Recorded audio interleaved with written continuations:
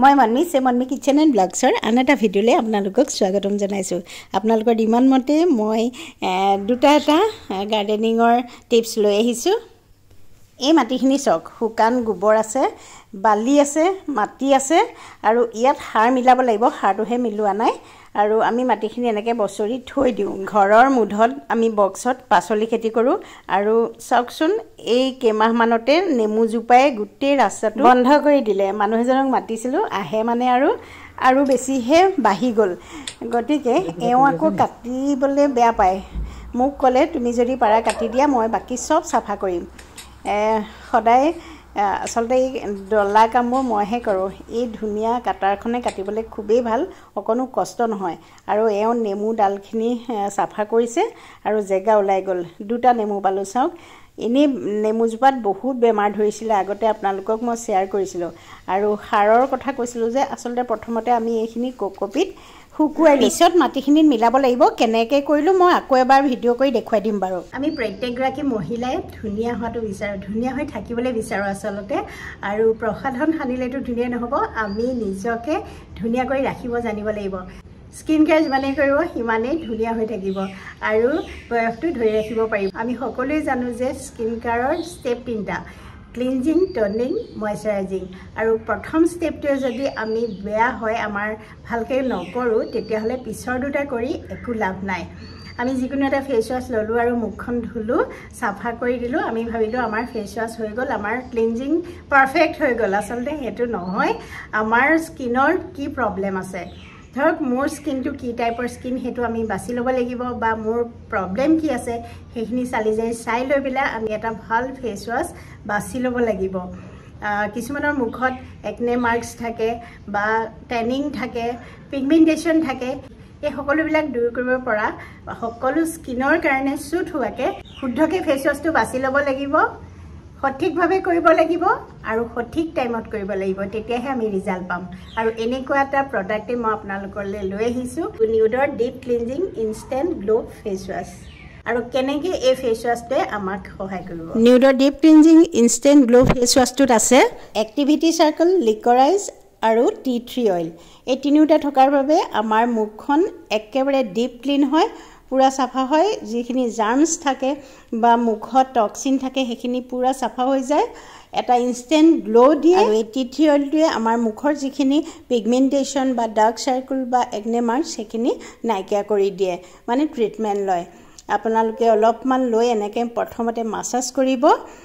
কেনেকৈ ঘঁহিব সেইটোও কৈ দিছোঁ। প্ৰথমতে ভালকৈ মাছাজ কৰিব, তাৰপিছত ধুব আৰু দিনে দুবাৰকৈ কৰিব।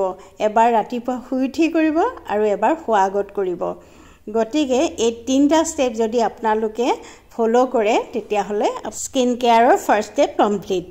ভালকৈ মাছাজ কৰি ধুই দিব। আৰু আপোনালোকে যদি পাৰ্চেছ কৰোঁ বুলি ভাবে, মই ডেছক্ৰিপশ্যনত লিংক দি থ'ম, আপোনালোকে কিনি ল'ব। এমাজন, ফ্লিপকাৰ্টত উপলব্ধ, মিছ'তো উপলব্ধ, আৰু তেওঁলোকৰ নিজৰো অফিচিয়েল ৱেবছাইট আছে। আৰু এতিয়া সকলোতে অফাৰ চলি আছে, উইক বিলিয়ন ডে চলি আছে, মেগা অফাৰ চলি আছে।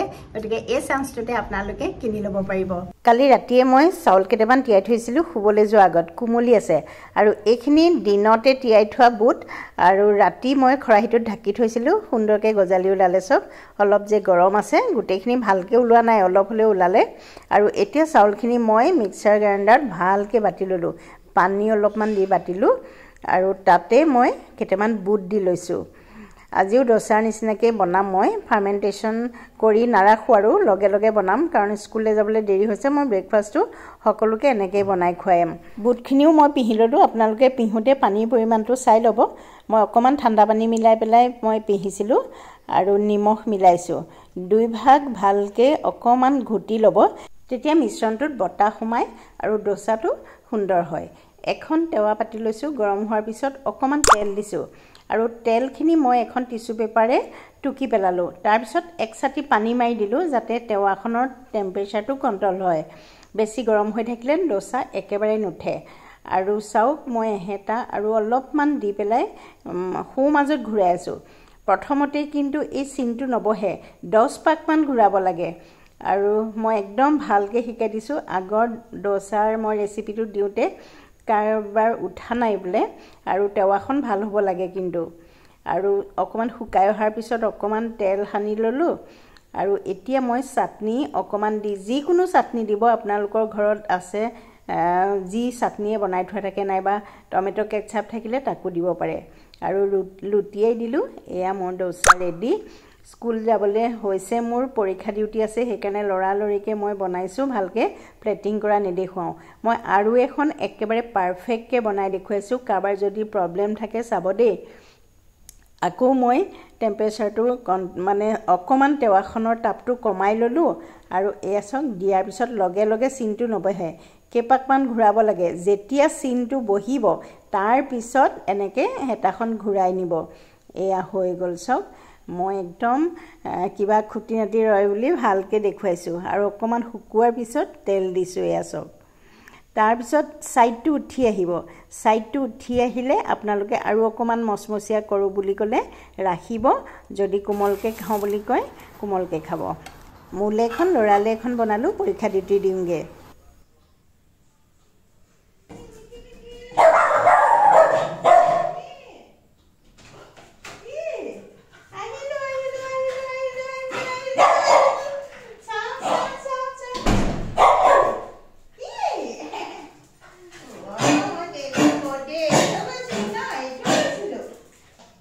ছোৱালী চাহ একাপ খুৱাবি নি হা নহয় হেৰি যাওঁতে চাহ বকাতে থাকিলে মই চাহ কাপো খাবলৈ সময়ে নাপালোঁ জানেনে মানে ইমান চাহ একাপ খাওঁ নিচিনা লাগিছে বিশেষকৈ ৰাতিপুৱা মানে শুই উঠিতো মই লাল চাহ খাওঁ আৰু যোৱাৰ আগত বা বনাই থাকোঁতে মই একাপ গাখীৰ চাহ যাওঁ মানে গাখীৰ চাহটো পুৰা একাপ নহয় আধা ইমানমান খাই যাওঁ তেতিয়াহে ভাল লাগে আৰু লৰালৰি হ'ল কাৰণ মোৰো হেৰি পৰীক্ষা যোৱাৰ আগত কেমেৰাও অন কৰি লৈছোঁ গতিকে পালোঁগৈ বাৰু যেনে তেনে চাহকাপ খোৱা নহ'লে আৰু চাহকাপ খোৱাহেঁতেন মোৰ দেৰি হয় গতিকে ডোচাটো সেনেকৈ নুৰিয়াই পেলাই যাওঁতে গাড়ীতে খাই গৈছোঁ জানেনে আৰু সেইকাৰণে প্লেটিং কৰা নহ'লে এতিয়া আহি ছোৱালীক ডিমাণ্ড দিছোঁ চাহ একাপ দে গতিকে তাই চাহ বনাই মানে মোৰ মুখত ধুওঁ মই কিন্তু ক'ৰবাৰ পৰা বাহিৰৰ পৰা আহিও ভালকৈ চাবোন দি হাত ধুই আকৌ ফেচ ৱাছটো কৰোঁ কাৰণ কেলৈ ইমান বেছি ধূলি মাকতি বা কিবা থাকে নহয়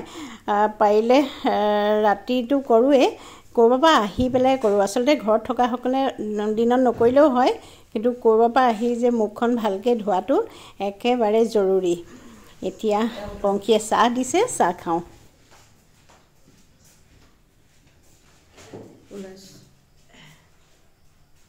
চাহকাপ কিন্তু মই খালীকৈ খাম মানে অলপ পিছত ভাত খাম নহয় কিন্তু এই চাহকাপ নেখালে মোৰ প্ৰাণটো ঘূৰি নাহে ইমানটোৱেই মোৰ গাখীৰ চাহৰ জোখ আপোনালোকৰ ঘৰলৈ গ'লেও গাখীৰ চাহ দিব দে খালি আধা কাপ আৰু চেনি নিদিব বাৰু ঠিক আছে আজি ভিডিঅ'টো ইমানতে সামৰোঁ যদি ভাল পালে লাইক কমেণ্ট শ্বেয়াৰ কৰিবলৈ নাপাহৰিব আৰু চাহকাপ মই খাওঁ তাৰপিছত কাপোৰ কানি খুলি অকণমান দেৰি ৰ'ম ভাত খাম